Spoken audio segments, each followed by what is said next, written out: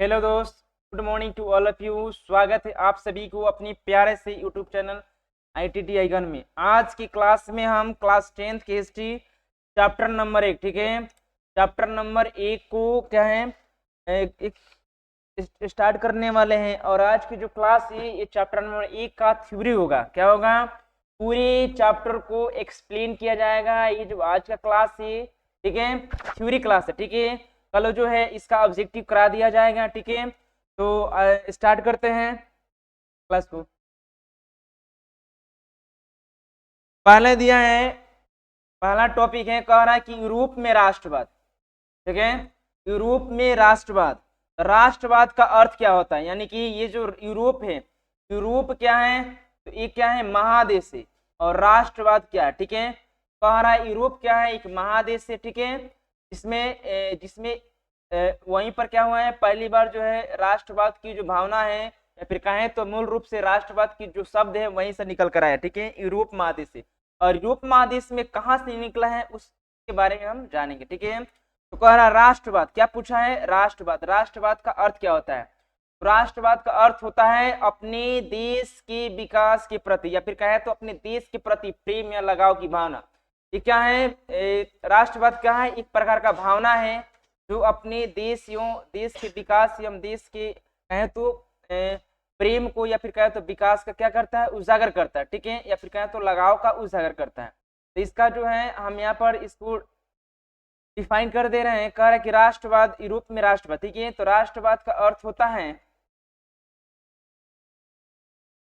राष्ट्रवाद का अर्थ होता है, ऐसा कर देना है, ठीक है। राष्ट्रवाद का अर्थ होता है अपने देश के प्रति, अपने देश के प्रति प्रेम, या कहें तो लगाव की भावना, ठीक है, या कहें तो लगाव की भावना, लगाव की भावना को ही क्या कहते हैं, राष्ट्रवाद कहते हैं। क्या कहते हैं, राष्ट्रवाद कहते हैं, ठीक है। और कह रहे हैं कि राष्ट्रवाद जो है,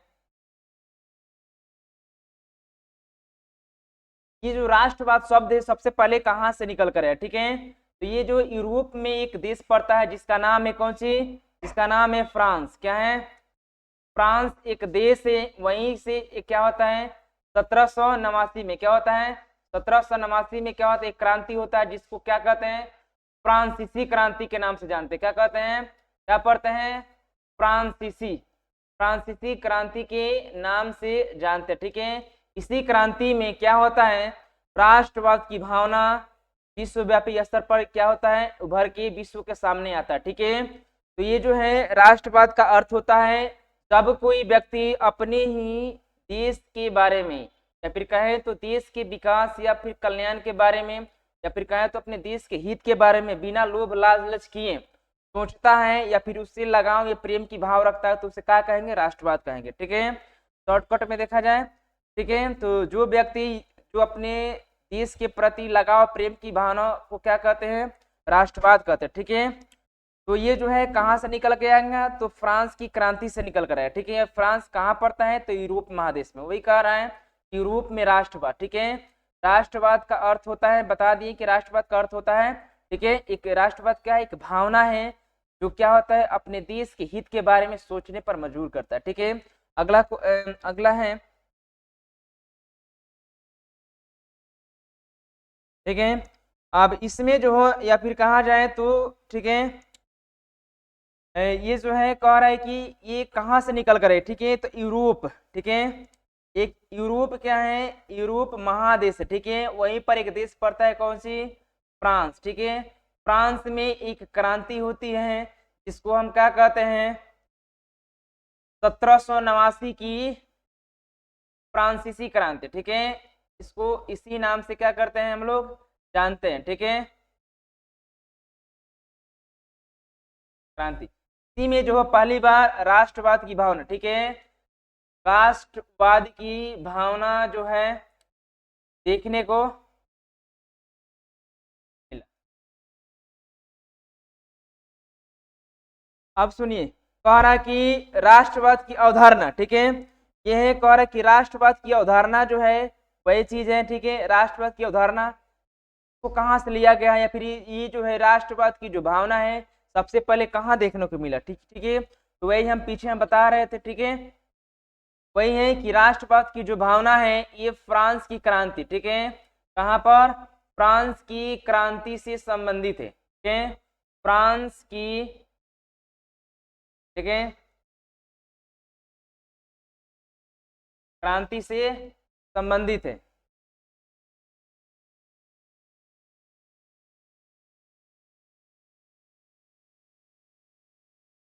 ठीक है, जब 1789 में क्या हो रहे थे, जब 1789 में फ्रांस में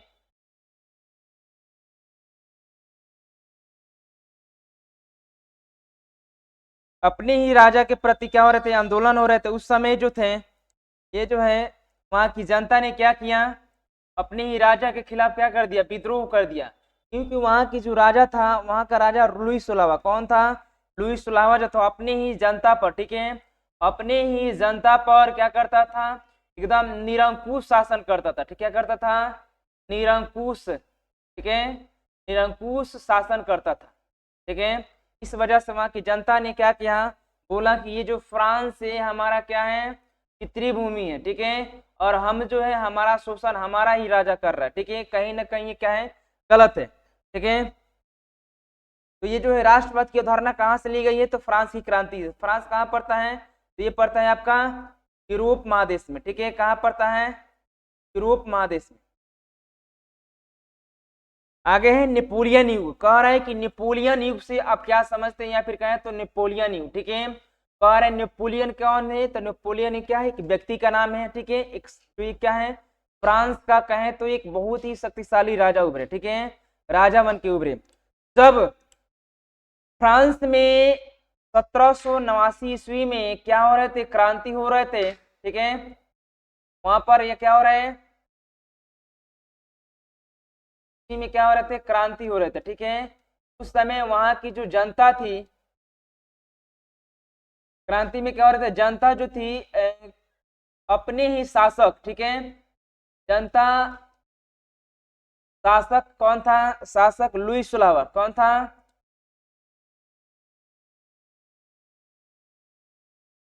लुई सोलहवां, ठीक है, लुई सोलहवां के खिलाफ हो गए, ठीक है, हो गए, खिलाफ हो गए, क्योंकि कहीं ना कहीं लुई सोलहवां जो था क्या था, एक निरंकुश शासक था, क्या था, लुई सोलहवां क्या था, एकदम निरंकुश। निरंकुश का मतलब होता है जिस पर कोई अंकुश न लगाया जा सके, ठीक है, निरंकुश का मतलब होता है जिस पर अंकुश न लगाया जा सके, ठीक है। वो जो भी कर रहे हैं वो अपनी शिक्षा से जो भी करें वो उसको उचित मान करके सह क्या करे, उसको स्वीकार कर लिया जाए, ठीक है। हालांकि ठीक है निरंकुश जो था ही, ठीक है, लुई सोलहवां का एक कथन भी था, क्या था, कि मेरी इच्छा क्या है, मेरी इच्छा ही क्या है, कानून है, क्या है, मेरी इच्छा ही कानून है। इसका कहना था कि मेरी इच्छा ही क्या है, कानून है, ठीक है।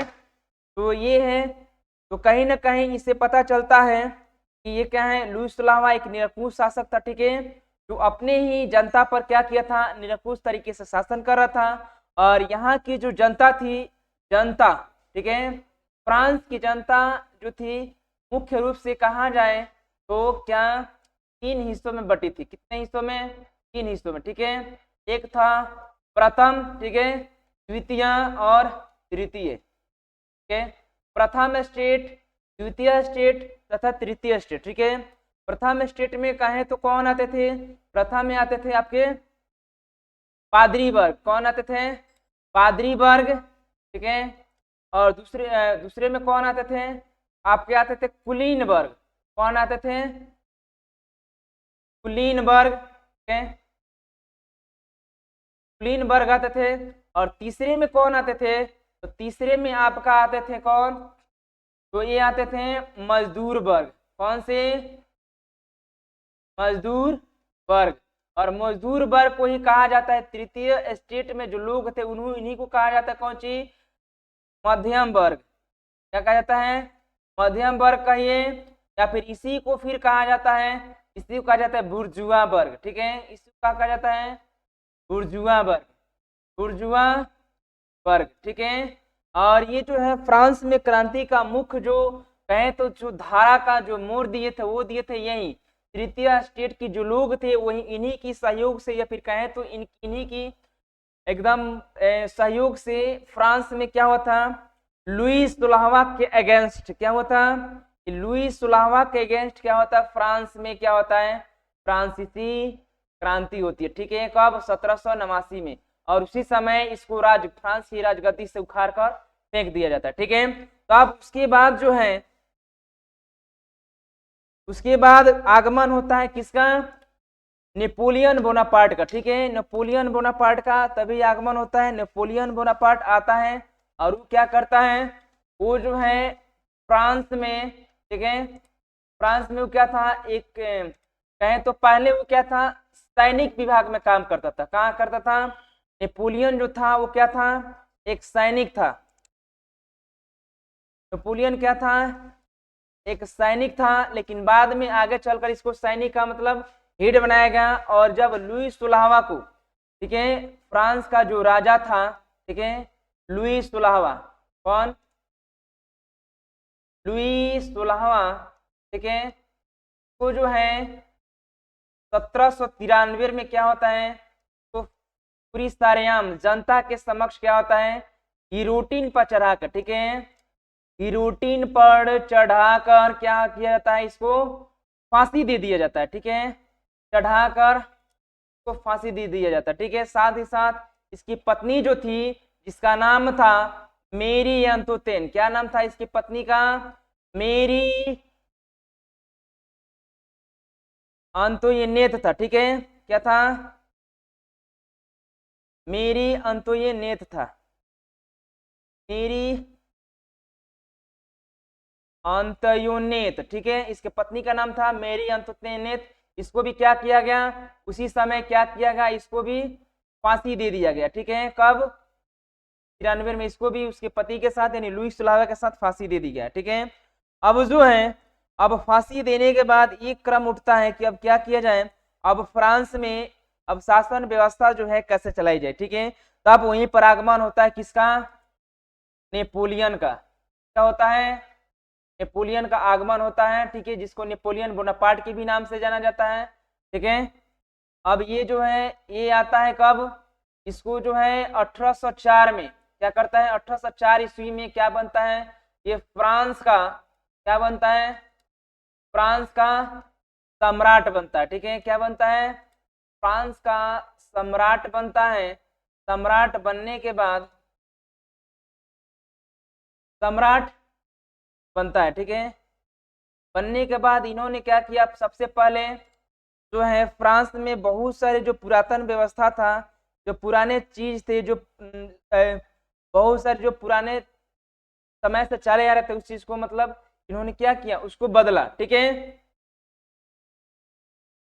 अब ये जो है सबसे पहले राजा बनते ही क्या किया इसने,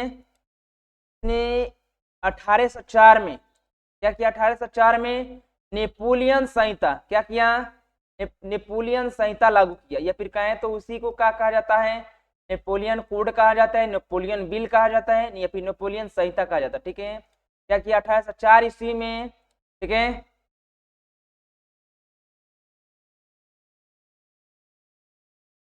ने क्या किया,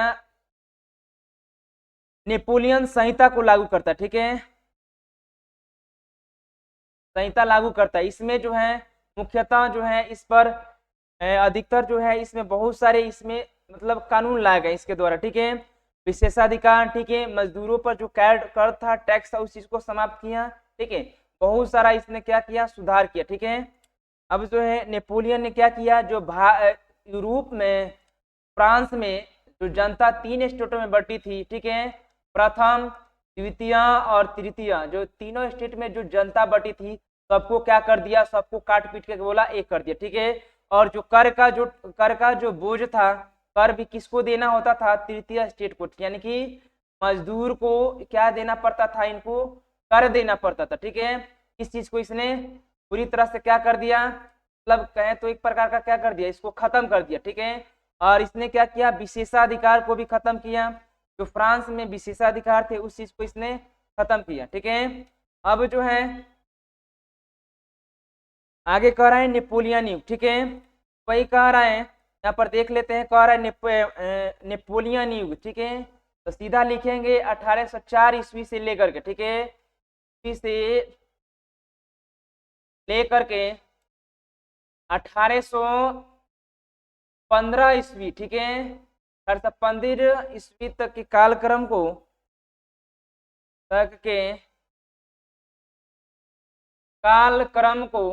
क्या कहते हैं? नेपोलियन युग कहते हैं। क्या कहते हैं? नेपोलियन युग। ठीक है, क्या कहते हैं? नेपोलियन युग कहते हैं। ठीक है, नेपोलियन युग कहते हैं। ठीक है, अगला है देखते हैं, मेटरनिक। ठीक है, मेटरनिक के बारे में पूछ रहा है। ठीक है, तो मेटरनिक जो था इसने क्या किया, ये ऑस्ट्रिया का क्या था? चांसलर था। क्या था? यहाँ पर डिफाइन कर दे रहे हैं कि क्या था? ऑस्ट्रिया का क्या था? ऑस्ट्रिया का चांसलर था। ठीक है, चांसलर था। ठीक है, ये क्या था? एक घोर प्रतिक्रियावादी व्यक्ति था। ठीक है, घोर प्रतिक्रिया। ठीक है, घोर प्रतिक्रियावादी व्यक्ति था। ठीक है, घोर प्रतिक्रियावादी व्यक्ति था। ठीक है, इसका कहना था, इसका एक कथन था। ठीक है, यहाँ पर कर दे रहे हैं, इसका एक कथन था कि शासन तो करो, ठीक है, शासन तो करो, ठीक है, मगर क्या करो? शासन में किसी प्रकार का, ठीक है, शासन में किसी प्रकार का परिवर्तन मत होने दो। ठीक है, शासन में किसी प्रकार का परिवर्तन न होने दो। ठीक है, का एक प्रमुख कहना था। ठीक है, और ये जो था कहा था, ऑस्ट्रिया का क्या था? चांसलर था। ठीक है, और जो है नेपोलियन जो है, नेपोलियन युग, ठीक है, 1800 क्या करता है? 1815। ठीक है, यहाँ पर कर दे रहे हैं 1815 ईस्वी से लेकर के, ठीक है, 1815 ईस्वी से लेकर के 1848, ठीक है, 48 ईस्वी तक के कालक्रम को, ठीक है, कालक्रम को क्या कहते हैं? कालक्रम को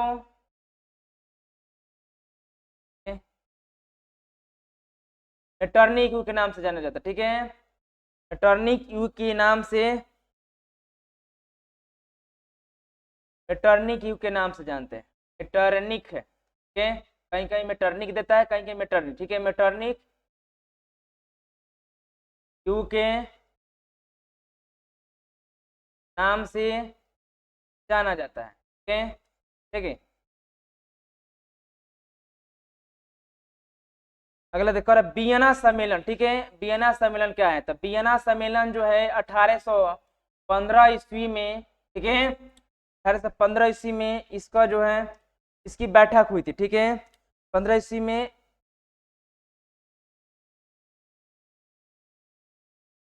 बुलाई गई थी। ठीक है, कहाँ पर बुलाई गई थी?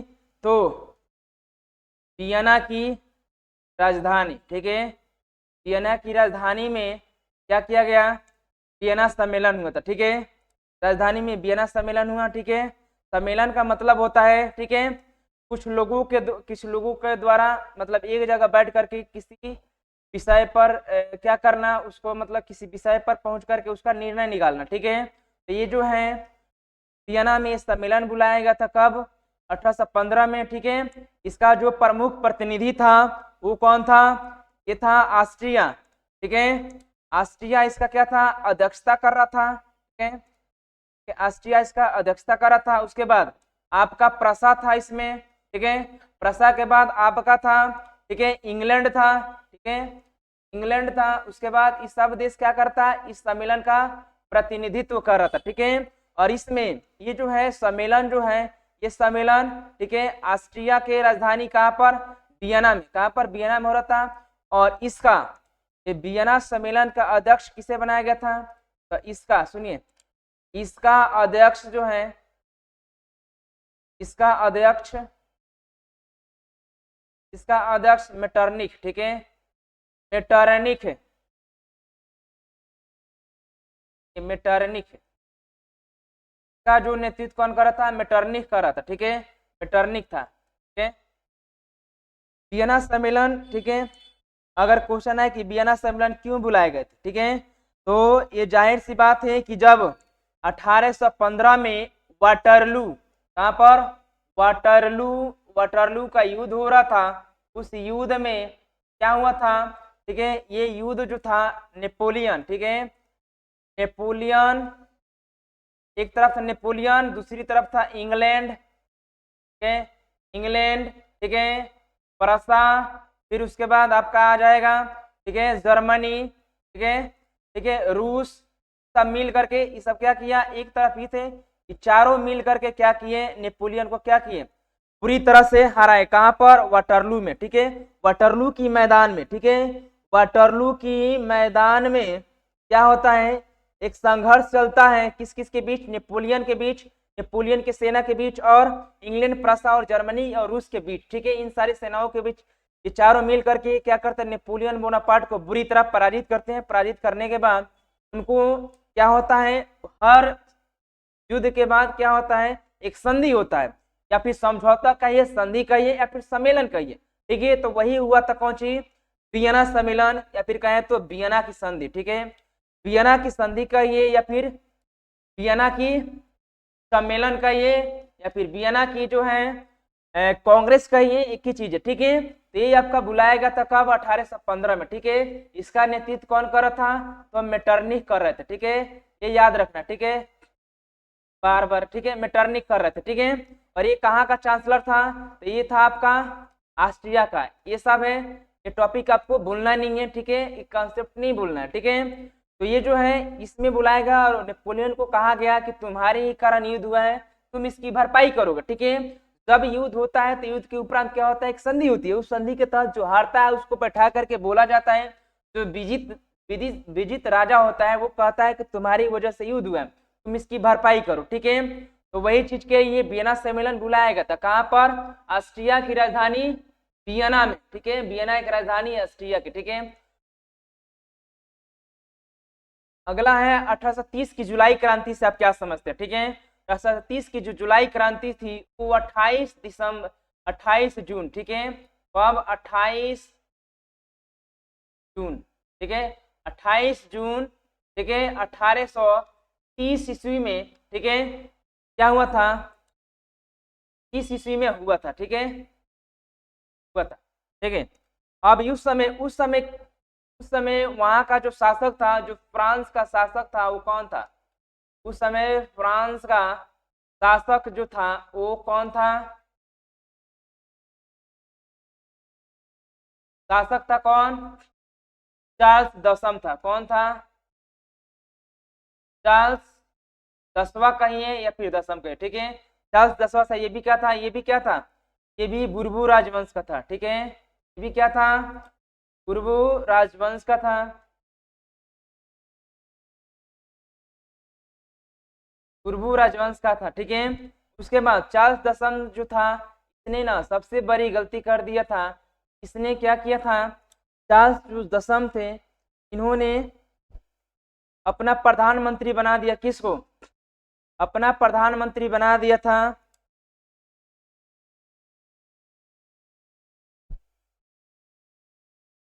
ठीक है। वहां की जो जनता थी, इस जो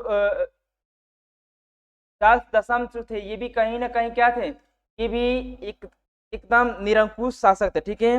ये भी क्या थे, एक निरंकुश शासक थे। इन्होंने क्या किया, वहां के जनता को देख रेख करने के बजाय वहां की जनता की क्या करने लगे, शोषण करने लगे। ठीक है, इस वजह से वहां की जनता भी क्या हो गई, परेशान होकर अपने ही राजा यानी चार्ल्स दशम के खिलाफ खड़ी हो गई। ठीक है, और सबसे बड़ी बात कि चार्ल्स दशम का सबसे बड़ी गलती था कि उन्होंने क्या किया था, अपने ही यानी वहां पर क्या किया था, प्रधानमंत्री जो था एक गलत, कहा जाए तो गलत व्यक्ति को बना दिया था। ठीक है, जो काफी क्या था, घोर प्रतिक्रियावादी था। ठीक है,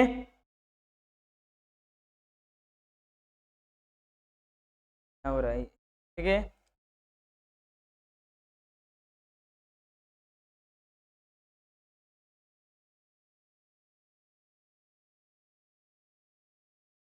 और इसमें जो है, इसमें भी क्या हुआ, जो चार्ल्स दशम थे, ठीक है, जो चार्ल्स दशम थे वो क्या हो गए, वो भाग कर कहाँ चले गए, भागकर वो भी कहाँ भाग गए, वो इंग्लैंड भाग गए। ठीक है, कहाँ भाग गए, इंग्लैंड भाग गए, इंग्लैंड चले गए। ठीक है, उसके बाद फिर वहां पर भागने के बाद फिर क्या होता है, फिर वहां पर जनता जो थी उसकी मतलब चार्ल्स दशम को क्या किया, यहाँ से उसको उसकी जो जब यहाँ विद्रोह हुआ तो इसको क्या हो गई, वहां पर जो राजा था चार्ल्स दशम उसको गद्दी छोड़कर इंग्लैंड भागना पड़ा। ठीक है, अगला है ना 30 की क्रांति का प्रभाव, कह रहा है 1930 की जो जुलाई क्रांति हुई थी इसका जो प्रभाव था वो अलग अलग देशों पर, ठीक है, अलग अलग देशों पर इसका क्या प्रभाव रहा। ठीक है, तो इसका जो प्रभाव है, सबसे पहले इसका जो प्रभाव पड़ा वो पड़ा पर यूनान पर, पड़ा यूनान पर पड़ा। ठीक है, इसका प्रभाव कहाँ पड़ा, यूनान पर पड़ा। ठीक है, यूनान की जो जनता जो थी, ठीक है, जो यूनान जो था, क्योंकि यूनान भी किस उपनिवेश था, किसका उपनिवेश था, तुर्की का। ठीक है, तुर्की का क्या था, उपनिवेश था, क्या था, ये उपनिवेश था। ठीक है, अब जो है यूनान के चंगुल से क्या हुआ, ये आजाद होना चाहता था, यूनान जो था तुर्की के चंगुल से आजाद होना चाहता था, क्योंकि तुर्की जो था, जो ऑटोमन साम्राज्य थे, यूरोपीय जो तुर्की साम्राज्य था, तो यूनान को क्या किया था, वो अपना अधीन बना लिया था, यानी कि वो अपने गुलाम बना लिए थे। ठीक है, ठीक है, इस वजह से वहाँ की जनता जो थी 1830 की जो क्रांति हुई थी, जो जुलाई क्रांति हुई थी, इससे प्रभावित होकर उन्होंने यूनान में क्या किया, आंदोलन आरंभ कर दिया। क्या कर दिया, आंदोलन आरंभ कर दिया। ठीक है, और लास्ट जो है वहां पर भी इंग्लैंड, ब्रिटेन, इंग्लैंड और जर्मनी, ठीक है, प्रसा के द्वारा क्या किया गया, एक संयुक्त बैठक हुआ। उस बैठक में बोला गया कि तुर्की को बोला गया कि आप जो है आप यूनान को स्वतंत्र करो। ठीक है, नहीं तो इसका जो है इसका तुम्हें बहुत ही बड़ा कीमत चुकानी पड़ेगी। ठीक है, इस वजह से तुर्की जो है क्या किया, यूनान को, ठीक है, यूनान को क्या किया 1832 में। ठीक है, कब, 1832 में स्वतंत्र किया। ठीक है, तो यूनान जो है कब स्वतंत्र हुआ, 1832 में। ठीक है, तो ये जो है 1830 का सबसे व्यापक प्रभाव या फिर सबसे ज्यादा जो प्रभाव था ये पड़ा किस पे, यूनान के स्वतंत्रता संग्राम पर। ठीक है, यूनान के स्वतंत्रता संग्राम कब हुआ था, तो 1832 में। ठीक है, 1832 में इस वजह से हुआ कि 1832 में यूनान जो था तुर्की से क्या हो गया, स्वतंत्र हो गया। ठीक है, और एक स्वतंत्र राष्ट्र घोषित हो गया। ठीक है, कर 1848 की क्रांति का प्रभाव, कर 1848 में की क्रांति का जो प्रभाव था वो किस प्रकार रहा। ठीक है, 1848 की क्रांति में उस समय वहां का जो शासक था यानी फ्रांस का, या फिर कहें तो वियना, या फिर कहें तो ऑस्ट्रिया का जो शासक था। ठीक है, कौन था, ऑस्ट्रिया का शासक था, या फिर कहें तो चांसलर। ठीक है,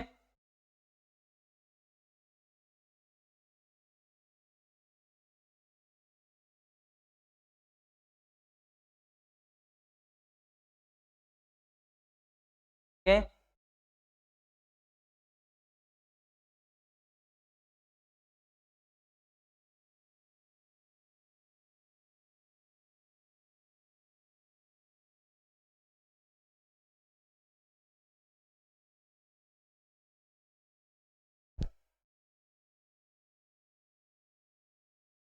1848 से जो क्रांति क्या था, ये जो है ये गीजो के नेतृत्व में हुआ था। किसके,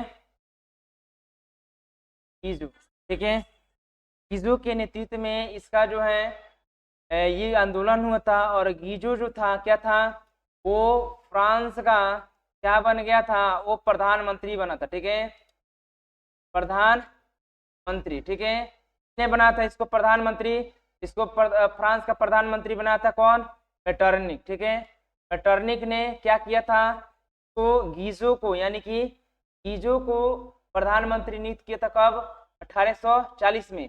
और फिर 40 के बाद यानी कि 48 में क्या किया, ने ऐसा मतलब कहें तो ये जनता का क्या करता, शोषण कर रहा था। ठीक है, इस वजह से वहाँ की जनता परेशान होकर इसका विरोध किया और 1848 की क्रांति जो है हमें देखने को मिला। इस क्रांति में ये क्या हुआ, यहाँ से भी क्या हुआ, गीजो को छोड़ करके ये जो है अपना जो गद्दी छोड़ करके इंग्लैंड भागना पड़ा। ठीक है, ठीक है।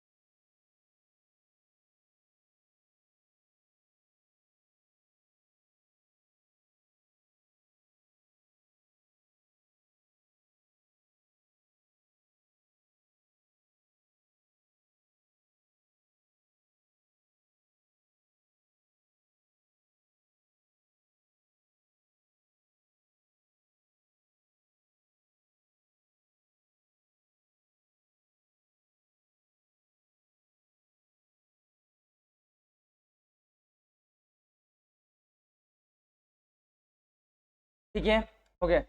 यहाँ देखिए फिर क्या होता है,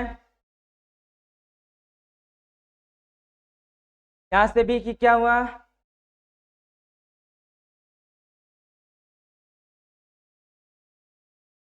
ठीक है। मेटरनिक जो था फिर क्या करता है, अपना प्रधानमंत्री किसको बनाता है, गीजो को। ठीक है, गीजो को प्रधानमंत्री बनाता है। गीजो इतना मतलब ये भी क्या था, ये भी निरंकुश था। ठीक है, ने क्या किया कि जो था वहाँ की जनता का क्या करने लगा, शोषण करने लगा। ठीक है, वहाँ पर जो जनता में था जो शासन था वो क्या था, नागरिक जो था, नागरिक संहिता था। ठीक है, नागरिक संहिता था। ठीक है, नागरिक संहिता को क्या किया इसने, इसको हटा करके उसकी जगह लाया था कौन सी, शक्तिशाली। ठीक है, शक्तिशाली अभिजात वर्ग लाया था। ठीक है, तब शक्तिशाली अभिजातीय वर्ग को लाया था। ठीक है, ठीक है, जिस वजह से वहां की जनता क्या हो गई, नाराज होकर क्या किया, उसको यहाँ से भगाया। ठीक है, अगला है इटली का एकीकरण। ठीक है, इटली के एकीकरण का, इटली का एकीकरण जो है कहा जाता है कि 1800, ठीक है, 70 के बाद हुआ। ठीक है, यानी कि 1870 यानी कि फ्रैंकफर्ट के संधि के तहत। ठीक है, फ्रैंकफर्ट की संधि जो था वो आपका हुआ था कब,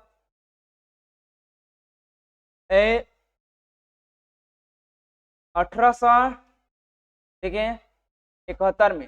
फ्रैंकफर्ट की संधि कब हुआ था, 1871 ईस्वी में क्या हुआ था, फ्रैंकफर्ट। ठीक है, फ्रैंकफर्ट की क्या हुआ था, संधि हुआ था। ठीक है, संधि हुआ था। इसी संधि में क्या कहा गया, इसी संधि के तहत इटली को क्या किया गया, एक किया गया। ठीक है, एक एकीकरण का मतलब क्या होता है, एकीकरण का मतलब होता है, एकीकरण का मतलब होता है, ठीक है, किसी चीज को क्या करना है, किसी चीज को क्या करना, एक करना। ठीक है, एक करना। ठीक है, तो इटली का जो एकीकरण है, ठीक है, सीडान के युद्ध के उपरांत यानी कि 1870 ईस्वी में युद्ध हुआ था सीडान। ठीक है, इस युद्ध के बाद क्या होता, फ्रैंकफर्ट की संधि बुलाई गई। ठीक है, इस संधि में ये जो है इटली के एकीकरण को ये मुद्दा रखा गया कि इटली जो है लगभग लगभग कितने 300 राज्यों में, ठीक है, इटली उस समय कितने 300 राज्यों में बटा हुआ था। इसको क्या किया गया, मार पीट के क्या किया गया, कम से कम 40, ठीक है, 40 41 राज्य बनाए गए। ठीक है, 300 हिस्से को 40 या 41 हिस्सों में फिर से बनाया गया। ठीक है, यानी एक किया गया, इसी को कहा जाता है इटली के एकीकरण। ठीक है, इटली के एकीकरण एकीकरण का जन्मदाता किसको कहा जाता है, या फिर कहा जाए तो इटली का एकीकरण, ठीक है। एकीकरण जो है, एकीकरण का तलवार, ठीक है, एकीकरण का तलवार जो है, तलवार गैरीबाल्डी को कहा जाता है, ठीक है, गैरीबाल्डी को कहा जाता है, ठीक है। और इटली की एकीकरण का जन्मदाता, ठीक है, इसके जन्मदाता जो है, ठीक है, इसके जन्मदाता जो है किसको कहा जाता है, तो बिस्मार्क को कहा जाता है, ठीक है, बिस्मार्क, ठीक है। बिस्मार्क को इटली के एकीकरण का जन्मदाता कहा जाता है, ठीक है। और तलवार पूछेगा तो गैरीबाल्डी को, ठीक है।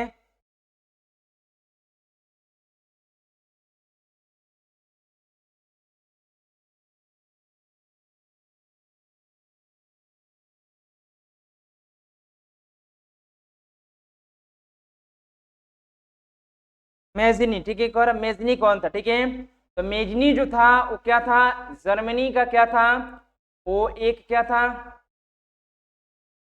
जर्मनी के हित के बारे में, या फिर कहें तो ये भी चाहता था कि जर्मनी किसी तरह क्या हो जाए, ठीक है, जर्मनी का एकीकरण हो जाए, ठीक है, क्या हो जाए, जर्मनी का किसी तरह क्या हो जाए, एकीकरण हो जाए, ठीक है। और ये जो मेजनी था ये जो था, ये एक गुप्त संस्था थी, क्या, कार्बोनारी, ठीक है, ये कार्बोनारी का क्या था, सदस्य था, ठीक है, क्या था, सदस्य था, ठीक है। और ये जो था इसने यूरोप में यंग इटली, ठीक है, यंग इटली तथा यंग यूरोप की, ठीक है, यंग यूरोप की स्थापना किया था, ठीक है, स्थापना किया था, ठीक है। गेरीबाल्डी, ठीक है, गेरीबाल्डी क्या था, तब पेशे से क्या था, एक नाविक था, क्या था, पेशे से नाविक था, ठीक है। इसको इटली के एकीकरण का क्या कहा जाता है, इटली के एकीकरण का तलवार कहा जाता है, क्या कहता है, तलवार कहा जाता है, ठीक है। और ये जो था इसने क्या किया था, लाल कुर्ती, ठीक है, लाल कुर्ती सैनिक संगठन बनाई थी, ठीक है, लाल कुर्ती सैनिक संगठन, ठीक है, क्या था, एक सैनिक सैनिक संगठन बनाया था, ठीक है। और इसने इटली के एकीकरण में काफी अपना रोल निभाया था, ठीक है। अगला क्वेश्चन, अगला टॉपिक है काउंट काबूर, ठीक है, काउंट काबूर कौन था, ठीक है, काउंट काबूर के बारे में अगला क्लास में देखेंगे, ठीक है। द्वारा जर्मनी का एकीकरण, ठीक है, जर्मनी का एकीकरण कब किया गया, ठीक है, तो जर्मनी और इटली के एकीकरण दोनों का जो एकीकरण है लगभग लगभग कब, ये जो है 1871 में, ठीक है, 1871 में जब फ्रैंकफर्ट की संधि हुई थी, इसी समय क्या किया गया था, फ्रैंकफर्ट के संधि के तहत ही इसको एक किया गया था, ठीक है। ये भी काफी हिस्सों में जर्मनी बटा था, इसको भी मार पीट के क्या किया गया, एक किया गया, ठीक है। जब सीडान का युद्ध हुआ 1870 में, उसी समय क्या था, एक इस युद्ध के बाद एक संधि बुलाई गई जिसको फ्रैंकफर्ट की संधि कहा जाता है, ठीक है। इस संधि के बाद क्या होता है, जर्मनी और इटली दोनों का क्या होता है, एकीकरण होता है, और किसके प्रयासों से, तो बिस्मार्क के प्रयासों से, ठीक है, बिस्मार्क, ठीक है। और बिस्मार्क कौन था, तो बिस्मार्क को, ठीक है, जर्मनी का, ठीक है, जर्मनी का जन्मदाता कहा जाता, ठीक है, जर्मनी का जन्मदाता कहा जाता, ठीक है। इसको इसने ये जो है कि ये जो है रक्त एवं लौह की नीति, ठीक, इसे एक मोटा जाता है कि रक्त एवं लौह की नीति, रक्त एवं लौह की नीति का अवलंबन किसने किया था, नीति का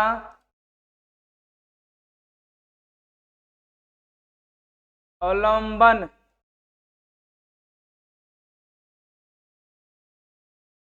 ने किया था, ठीक है, ठीक है, तो गैरीबाल्डी ने किया था, ठीक है। तो कौन किया था? गैरीबाल्डी बोल रहे हैं, ठीक है। बिस्मार्क ने क्या किया था? रक्त अम्लीय की नीति को अपनाया था, ठीक है। रक्त अम्लीय को अवलंबन किसने किया था? तो ये किया था कौन? ये बिस्मार्क किया था, ठीक है। यूनान में राष्ट्रीयता का उदय, ठीक है। यूनान में राष्ट्रीयता का उदय कहा जाए तो यूनान जो है यूरोप का क्या कहा जाता है? यूरोप का पालना, ठीक है। यूरोप का पालना कहा जाता है, ठीक है। यूरोप का पालना कहा जाता है, ठीक है। इसके बाद यूरोप जो है यूनान जो है क्या है? यूरोप का पालना कहा जाता है। और यूनान का कहें तो उपनिवेश था तो यहाँ पर तुर्की, ठीक है। तुर्की साम्राज्य का क्या था? तुर्की साम्राज्य का, ठीक है, अधीन था। तुर्की साम्राज्य के अधीन था, ठीक है, अधीन था। और ये जो है जब 1830 में जब जुलाई क्रांति हुई थी, इस क्रांति से प्रभावित होकर सबसे ज्यादा प्रभावित हुआ यूनान, ठीक है। कौन हुआ था? यूनान। और यूनान इससे प्रभावित होकर, ठीक है, ये भी सोचा कि हम किसी तरह क्या हो जाए, यानी कि तुर्की के चंगुल से मुक्त हो जाए और एक स्वतंत्र राष्ट्र हमारा भी क्या है? एक स्वतंत्र राष्ट्र, ठीक है। तो अब इन्होंने क्या करते हैं, ठीक है, इन्होंने क्या करते हैं, ठीक है, 1832 में, ठीक है, 32 में आंदोलन होता है जिसको यूनान की स्वतंत्रता संग्राम के नाम से जाना जाता है। और 1832 में यूनान क्या हो जाता है? स्वतंत्र हो जाता है, ठीक है। और जैकोबियन क्लब क्या था? जैकोबियन क्लब जो था ये जो है मैसूर के राजा, ठीक है, मैसूर का शासक, ठीक है, कौन था? टीपू सुल्तान। कौन था? टीपू सुल्तान। कौन था? टीपू सुल्तान कौन था? मैसूर का क्या था? शासक था, ठीक है। इसी ने क्या किया था? टीपू सुल्तान मैसूर का शासक था। इसने क्या किया था कि फ्रांस की क्रांति, ठीक है, सुल्तान था, ठीक है। इसने क्या किया? जो 1789 में फ्रांस की क्रांति हुई थी, इस क्रांति से क्या होता? ये क्या होता? प्रभावित हुआ था। प्रभावित होकर के इसने क्या किया था कि वहीं पर मैसूर में ही क्या किया था? जैकोबियन क्लब की स्थापना किया था। किसका? जैकोबियन क्लब का स्थापना जो था उसने इस समय कर दिया था, यानी 1789 में जैकोबियन क्लब की स्थापना कर दिया था, ठीक है। 1700, अब जो है कुछ क्वेश्चन है देख लेते। कह रहे 1871 में कौन सी संधि हुई थी? वियना कांग्रेस संधि, पेरिस की संधि, फ्रैंकफर्ट की संधि, इनमें से कोई नहीं। तो हम जानते हैं कि 1870 में कौन सा युद्ध हुआ था? सीडान का युद्ध, ठीक है। इस युद्ध के बाद जो है एक संधि हुई थी, ठीक है, संधि था कौन सी? कौन सी संधि हुई थी? तो आपका हुआ था फ्रैंकफर्ट की संधि। कौन सी? फ्रैंकफर्ट की संधि। तो जो राइट ऑप्शन क्या हो जाएगा इसमें? हमारा सी हो जाएगा, ठीक है, राइट ऑप्शन सी। अगला देख लेते हैं।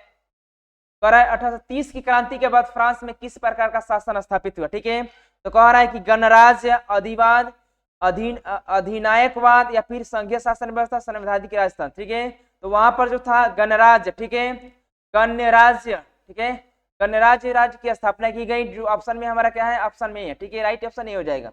अगला क्वेश्चन है, जर्मनी के एकीकरण के लिए कौन उत्तरदायी था? ठीक है, जर्मनी के एकीकरण के लिए कौन उत्तरदायी था? ठीक है, किसे उत्तरदायी माना जाता है? तो कह रहा है कि काउंट का बुर्को, बिस्मार्क को, गैरीबाल्डी को, मेजनी को। तो जर्मनी के एकीकरण के लिए उत्तरदायी सबसे ज्यादा किसको माना जाता है? तो ओ आपका हो जाएगा, ठीक है। जर्मनी एवं इटली के एकीकरण में सबसे बड़ा जो रोल था वो था बिस्मार्क का। इस वजह से तो जर्मनी का क्या कहा जाता है?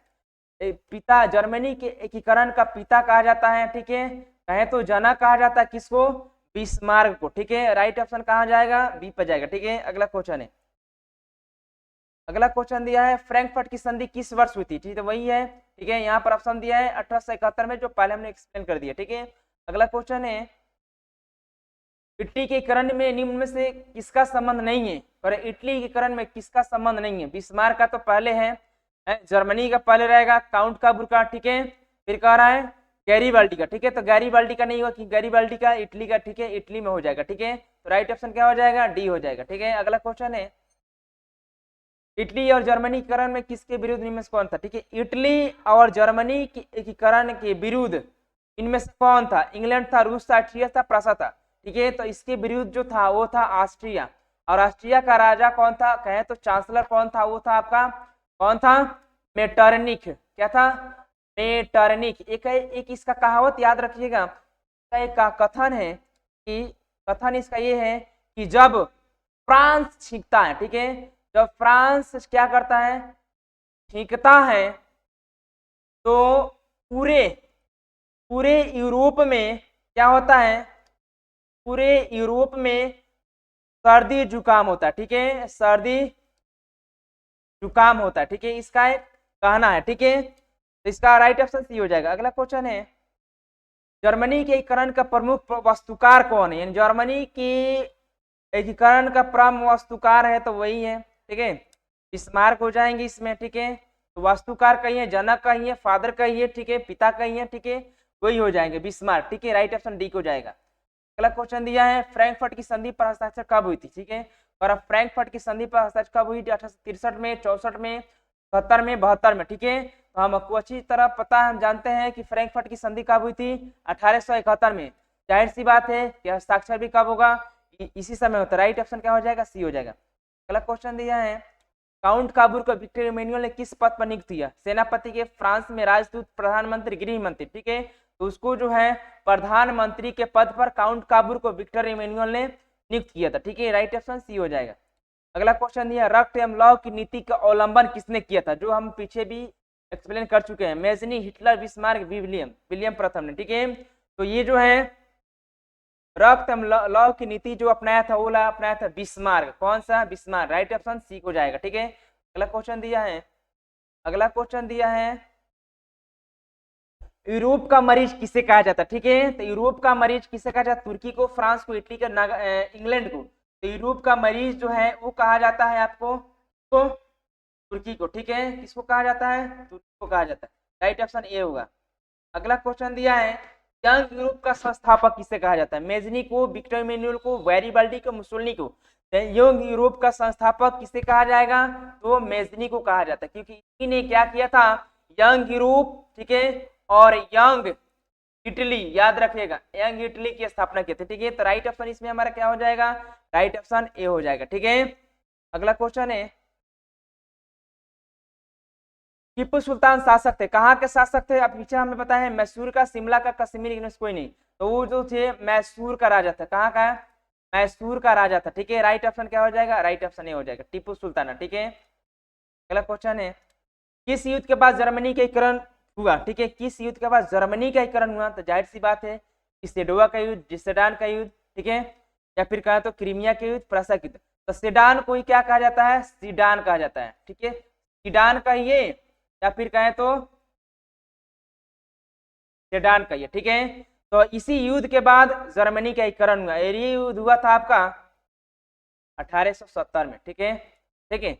राइट ऑप्शन हमारा क्या हो जाएगा, राइट ऑप्शन इसमें हम कहाँ दे दिए, हालांकि डी यहाँ होना चाहिए था, लेकिन डी जो है हमारा यहाँ है, राइट ऑप्शन यही होगा, ठीक है, राइट ऑप्शन हमारा क्या हो जाएगा, डी हो जाएगा, ठीक है। अगला क्वेश्चन दिया है, गैरिबाल्डी पेशे से क्या था, सिपाही था, किसान था, जमींदार था, नाविक था। तो ये क्या था, एक क्या था, नाविक था, ठीक है। तो राइट ऑप्शन हमारा डी हो जाएगा। क्वेश्चन दिया है, जर्मन राइन राज्य का निर्माण किसने किया था, लुई 18वां ने, नेपोलियन बोनापार्ट ने, नेपोलियन तृतीय ने, बिस्मार्क ने।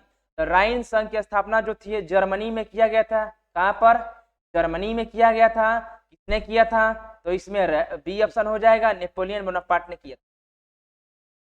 सन 1870 में फ्रांस और प्रासा के बीच में युद्ध कहाँ हुआ था, सेडान में, सेडोवा में, साइडाइन में, फ्रैंकफर्ट में थे। तो ये आपका हुआ था कहाँ पर, सेडान में, या फिर कहें तो इसी को कहा जाता है सीडान, ठीक है। तो राइट ऑप्शन हमारा क्या हो जाएगा, राइट ऑप्शन।